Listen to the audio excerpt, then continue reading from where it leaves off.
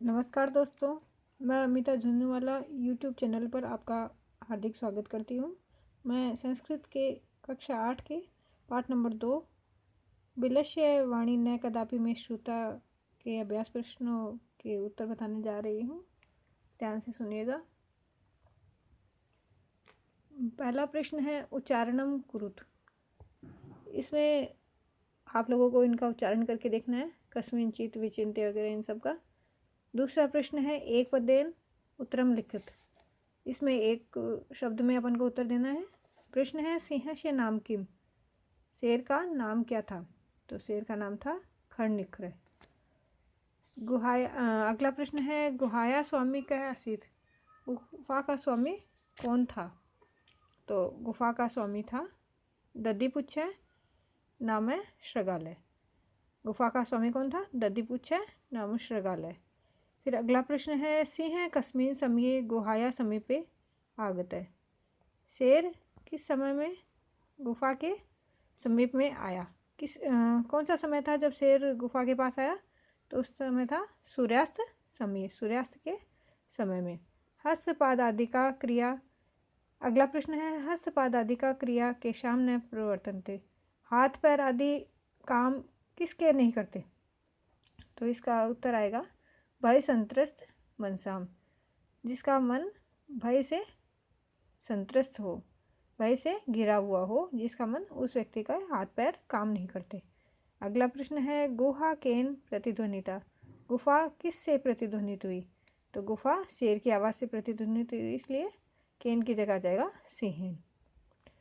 फिर अगला प्रश्न है पूर्ण वाक्यन उत्तरत। पहला प्रश्न है इसमें खरनिखर है कुत्र प्रतिवस्ती। इसमें खरनिखर कहाँ रहता था? तो इसका उत्तर आएगा खरनिखर वन्य प्रतिवस्ती। इसमें खरनिखर जो सियार था वो वन में रहता था। अगला प्रश्न है मैतीम गुहाम दृष्टवा सिंह की हम अचिंतित। बड़ी गुफा को देख करके शेर ने क्या सोचा? तो इसका उत्तर आएगा नूनम एतस्याम गुहायाम रात्रौ कोअपि जीव आगच्छति। रात्रि को इस गुफा में कोई जीव आता है। अतः अत्रैव निगूढ़ो भूत्वा, इसलिए यहीं पर छुप करके तिष्ठामि, यहीं बैठता हूँ। इति मैतीम गुहाम दृष्ट्वा सिंह अचिंत्य, ऐसा उस बड़ी गुफा को देख करके शेर ने सोचा। श्रगालय किम अचिंतित। श्रेयार ने क्या सोचा? सियार ने सोचा श्रगालय अचिंतित अहो विनष्टो अस्मि, अरे नष्ट हो गया, अर्थात अरे मारा गया। नूनम अस्मिन बिले, निश्चित रूप से इस गुफा में सिंह अस्ति इति, निश्चित रूप से इस गुफा में कोई शेर है। इति तरह मैं ऐसा सोचता हूँ। तत्किम करवाणी, तो मुझे अब क्या करना चाहिए? ऐसा उस सियार ने सोचा। फिर अगला प्रश्न है श्रगालय कुत्र पलायित है। सियार कहाँ भाग गया? तो उत्तर आएगा श्रगालय दूरम पलायित है, सियार दूर भाग गया। फिर अगला प्रश्न है गुहा समीपम आगत्य श्रगालय किम पश्यति। गुफा के पास में आकर के सियार क्या दिखता है? तो उत्तर आएगा गुहा समीपम आगत्य श्रगालय है सिंह पद पद्धति गुहायाम प्रविष्टो दृश्यते। शेर के पैरों के निशान गुफा में प्रविष्ट हुए उसे दिखाई दिए। न च वही आगता, और वो निशान जो थे, पदचिन्ह जो थे, वो बाहर आए हुए नहीं थे। इति पश्यति, ऐसा उसने देखा। अगला प्रश्न है कह शोभते, कौन शोभा पाता है? अनागतम यह करोति स शोभते, जो विपत्ति नहीं आई हुई है उस विपत्ति का पहले से ही उपाय सोच लेता है। स शोभते, वह शोभा पाता है, उसका उपाय कर लेता है, वही शोभा पाता है।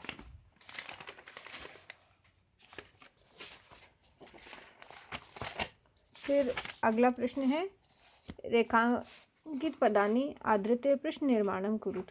रेखांकित पदों को लेकर के प्रश्नों का निर्माण कीजिए। प्रश्न नंबर पहला है शुद्धार्थ है सिंह कुत्रपि आहारम न प्राप्तवन। भूख से व्याकुल शेर ने कहीं पर भी आहार प्राप्त नहीं किया। तो इसमें शेर के लिए है शुद्धार्थ है तो शेर कैसा था उस समय? भूख से व्याकुल था। तो संस्कृत में कैसा को बोलते हैं? कीदृशम। फिर अगला प्रश्न है दधिपुच्छ नाम श्रगालय गुहाया स्वामी आसीत। दधिपुच्छ नाम का सियार गुफा का स्वामी था। तो इसमें दधिपुच्छ के नीचे अंडरलाइन करी हुई है, तो इसमें नाम है सियार का, तो नाम के लिए इसमें आ जाएगा किम। फिर अगला प्रश्न है ऐशा गुहा स्वामी ने सदा आह्वानम करोति। यह गुफा स्वामी का हमेशा आह्वान करती है।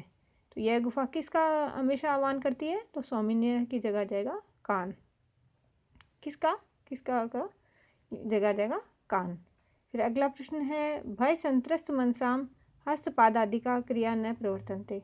भय से संत्रस्त मन वालों के हाथ पैर कार्य नहीं करते। तो इसमें भय से संत्रस्त मन वालों के क्या चीज़ कार्य नहीं करती? तो इसमें क्या है, क्या चीज़ कार्य नहीं करती? तो इसके लिए आ जाएगा का। फिर अगला प्रश्न है आह्वानेन बिलाश्रगालय बिल्ले प्रवेश्य सिंहस्य भोज्यम भविष्यति। बुलाने से सियार गुफा में प्रवेश करके शेर का भोजन बन जाएगा। तो इसमें बुलाने से सियार कहाँ पर प्रवेश करके शेर का भोजन बनेगा? तो इसमें स्थानवाचक चिन्ह है, बिल्ले में सप्तमी विभक्ति एकवचन है, स्थानवाचक है ये। तो इसके लिए यहाँ पर स्थानवाचक के लिए संस्कृत में आता है कुत्र, तो यहाँ पर ये आ जाएगा कुत्र।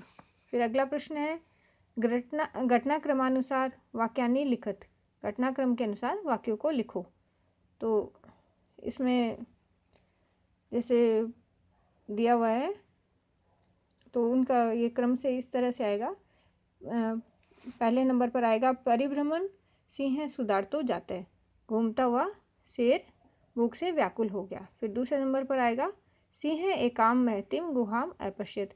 शेर ने एक बड़ी गुफा को देखा। फिर तीसरे नंबर पर आएगा गुहाया स्वामी दधिपुच्छ नाम श्रगालय समागच्छत। गुफा का स्वामी दधिपुच्छ नाम का सियार आया।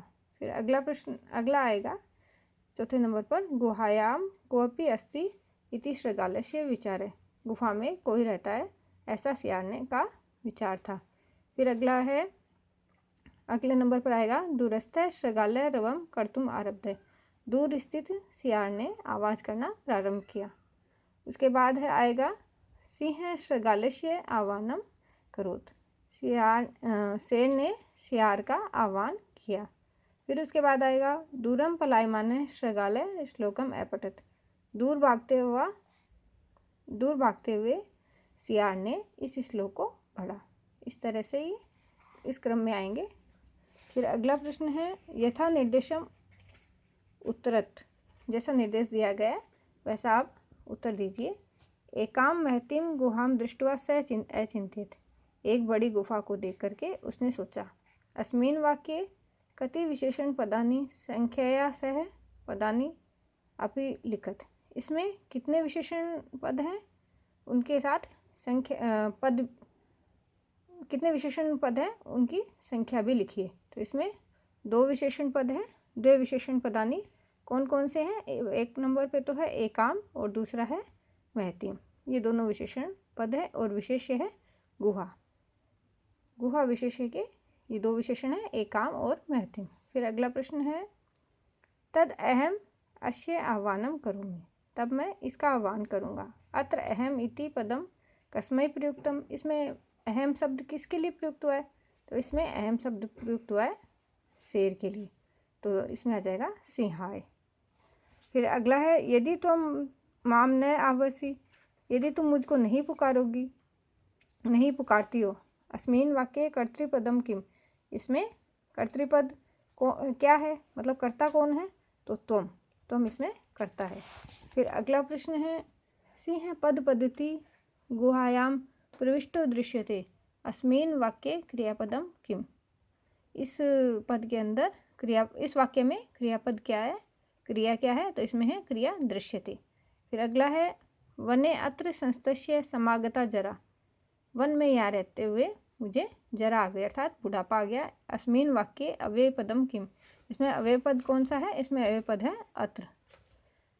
फिर अगला प्रश्न है मंजूषात अव्यय पदानि चित्वा रिक्त स्थानानि पूरयेत्। मंजूषा में से अव्यय पदों को चुन करके रिक्त स्थानों की पूर्ति करनी है अपन को।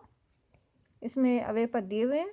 फिर एकस्मिन् वने कश्चन व्याधः जालं विस्तीर्य दूरे स्थित है।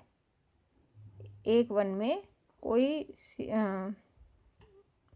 कोई बहेलिये ने जाल बिछा करके वो दूर स्थित है, दूर खड़ा हो गया। क्रमशः आकाशात् सपरिवार कपोतराज है।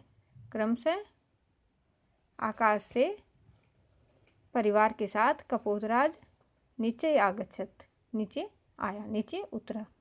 यदा कपोता तंडुलान अपश्यन, जब कबूतरों ने तंडुलों को अर्थात चावलों को अपश्यन देखा, तदा तेषाम लोभो जाता है, तब उनके मन में लोभ पैदा हो गया। परम राजा सहमत न आसीत, लेकिन उनमें जो राजा था वो उनसे सहमत नहीं हुआ। तस्य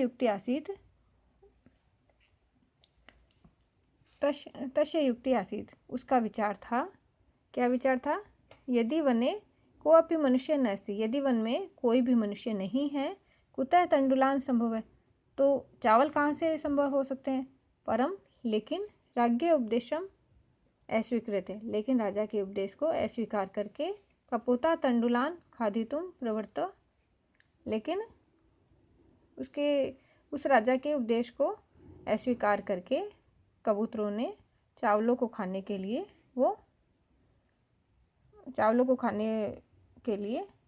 प्रवृत्त हुए, चावलों को खाने लगे। जाले च निपतिता, और जाल में फंस गए। उन्होंने राजा की आज्ञा की अवहेलना की और वो नीचे उतरे और उतर करके जाल में फंस गए। जब चावल खाने लगे तो जाल में फंस गए। अतः उत्तम, इसलिए कहा गया है, सहसा विदित न क्रियाम, अचानक कोई भी कार्य नहीं करना चाहिए। इसमें मोरल है ये, सहसा विदित न क्रियाम, अचानक कोई भी कार्य नहीं, बिना सोचे समझे कोई भी कार्य नहीं करना चाहिए। इस तरह से ये अभ्यास प्रश्न इस चैप्टर के कंप्लीट हुए। अगर इस चैप्टर से रिलेटेड आपको कोई भी डाउट है, कोई भी आपके मन में संदेह है, तो आप कमेंट बॉक्स में मुझसे पूछ सकते हैं। धन्यवाद।